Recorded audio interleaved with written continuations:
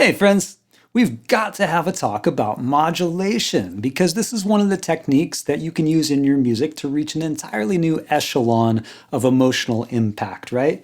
So in order to use modulation effectively, we first kind of need to know what's available in a given key. If you haven't seen my video on the circle of fifths, that would be really helpful if you go check that out and then come back here so we can really understand and utilize this stuff.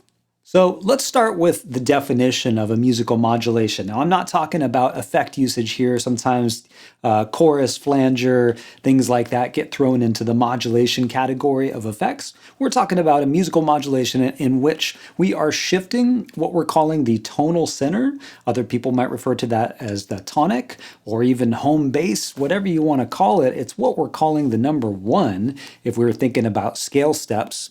So what a modulation can be is oftentimes a key change, where think about that word key for a second. We're just talking about 7 tones that kind of belong together. And much like a phone number, if you change any one of those tones, we're going to call somebody else up. We're going to get a different result in our musical key. So I think a big misconception in modulation is thinking that you have to entirely change a key. Well, really, it's not necessarily changing the key, although that's a great usage of modulation, one of the many. Changing the tonic or the emphasis to an entirely different tonal center is going to give us a really cool modulating result. So we can do that within a key, and technically that's what's going on when you're using modes. So other examples of this would be modulating to a closely related key. And again, if you saw that circle of fifths video, I think I mentioned about how if you go to closely related keys, it's going to be a subtle change. And I'll play you some examples here in a moment. But as we, let's say we're starting in the key of G. If we're modulating to our next door neighbor keys clockwise, the next one available would be D. On the sharp side, and if we go back a step, fourth, going the other way, we would end up on the key of C, both of which, those are the 4 and the 5 respectively. So therefore they're common tones. And when we use common chords or common tones to modulate, the result is very subtle and it sounds like this.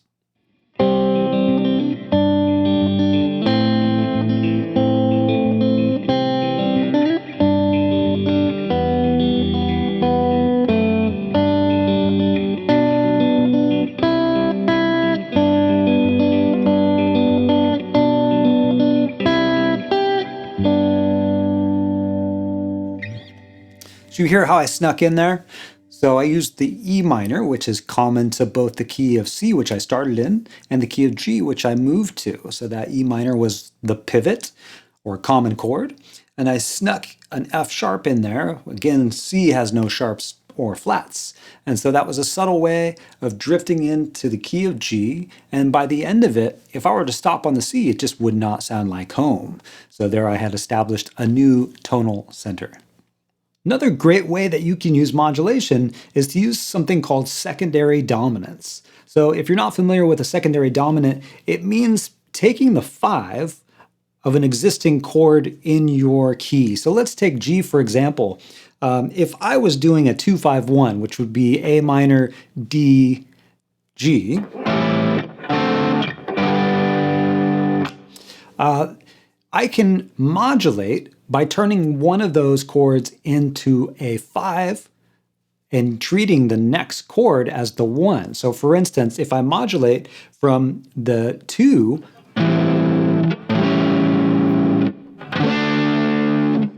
I technically just modulated by introducing that dominant chord, which was not in my key previously. Normally we find a 2 as a minor in a major key. So what I did is I turned that second chord into a dominant, so a 2-7. And then from there, that is the 5 of the next chord that I'm going to. So 5 of D. So it creates a nice pull. This sound has been used really well throughout history. Some good examples of it can be found in Beatles songs where they subtly use these dominants to create more pull to the next chord that they're going to. Why does it create more pull? Well, there's something called a tritone in the middle of these dominant chords. Some might say that sounds kind of ugly. Some may say it sounds kind of tense, and that's the whole idea, is that this needs to resolve. So the leading tone is the 7 of the key. And so when we play a dominant chord, the 3rd of the dominant chord contains that leading tone, which your ear wants so badly to arrive 1/2 step up from where it is, leading into the next chord change. So the musical term for that, when we have the leading tone going to 1, we call that a cadence. Anytime you hear a 5 to 1, that's what we call a cadence.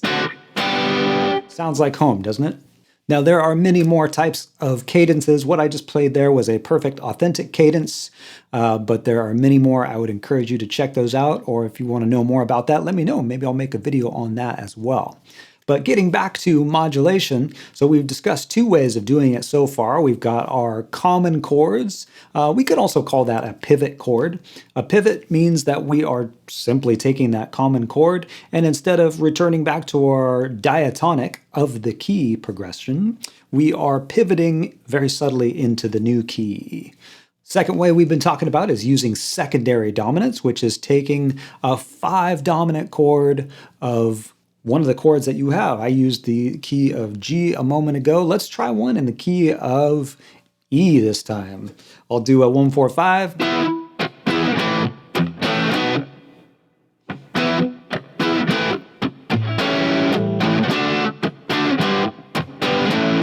So there I modulated down a whole step to the key of D. Was it the most musical thing in the world? I don't know. You be the judge. I'm just showing you how you can use this getting started. In any case, we have more ways of modulating. And I think another great way you can get amazing results is by direct modulation. Direct is what I call it when there is no subtle chord change, pivot, or common chord. Instead, it's just going up or down to whatever the new key is instantly. So some great examples of this could be found in actually Metallica. So in between the main riff on Enter Sandman and that little B section, we have this.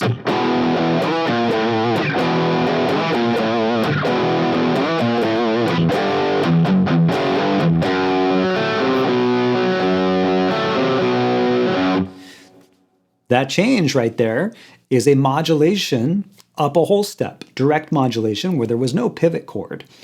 Powerful stuff. It really moves the song along and prevents that riff, as great as it is, from becoming too monotonous. And then your ears are kind of rewarded when it flips back to the original key.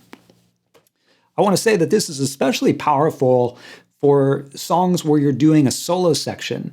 I oftentimes think a solo is only good as what's supporting it. So a good chord progression, some good rhythmic elements and foundational support. But where it comes alive is when we're moving things along. A key change can have a really dramatic effect, which can set up a guitar solo, or again, it can prevent a guitar solo from becoming too run-on, too monotonous. So as much as I would love to give you all of the ways that we can modulate, that really kind of goes outside of the scope of this video, and I know your time is valuable, so let me just leave you with one more thought on modulation, and that's chromatic modulation. Actually can be one of the most powerful ways of getting your song into that final peak when you thought it couldn't possibly get any more dramatic. It just breaks all the boundaries and blows you away. So this is a direct modulation, again, going from, let's say we're in the key of G, and we're going to be hanging on the 5 chord. Well, guess what? We're going to go from 5 not to 1, but to the flat 2. So that's in G, that would give us an A flat or a G sharp, whatever you want to call it. And that's our new home key. This is a very powerful impact, and it sounds like this.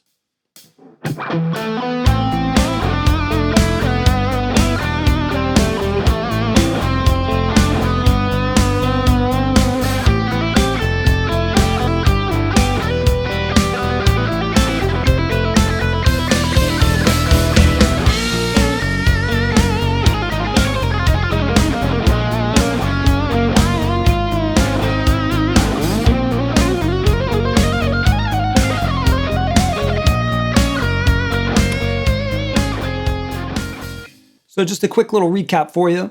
We talked about modulating through pivot chords or common chords. One of the things I want to emphasize here is that when we are modulating and wanting a subtle result, check out that circle of fifths, because we want to think about where are our neighbors. And as we start to expand out of our neighborhood, so to speak, we're going to start getting more and more dramatically different results. So if you want a wild kind of a sound, something completely different, get away from that side of the circle and you'll have it. Next up, we talked about using a secondary dominant approach. This is, I would say, the next level of subtle modulation. So it's a little bit more noticeable as you cruise through those dominant chords, especially in a long chord sequence, but still pretty subtle in the grand scheme of things. Direct modulation is where we don't set it up with a dominant chord or something within our existing key. In this case, we would have a change of keys directly. So check out intervals of minor second, major second. I like particularly a minor third, either going up or going down. There's all kinds of cool sounds to be had, so don't let these suggestions lead you to believe that these are the only ways. This is just a means of getting you started. That chromatic modulation, in the right progression can be just as powerful. Just depends on what the song is doing and the emotional point of the song. So I hope this helps. I'm sure this is bound to get you scratching your head a little bit and raise some questions. That's a good thing. Let me know what they are in the comments below. And if there's something else you want to see I've been missing, definitely let me know about it. Thanks for being here. I'll see you again next time.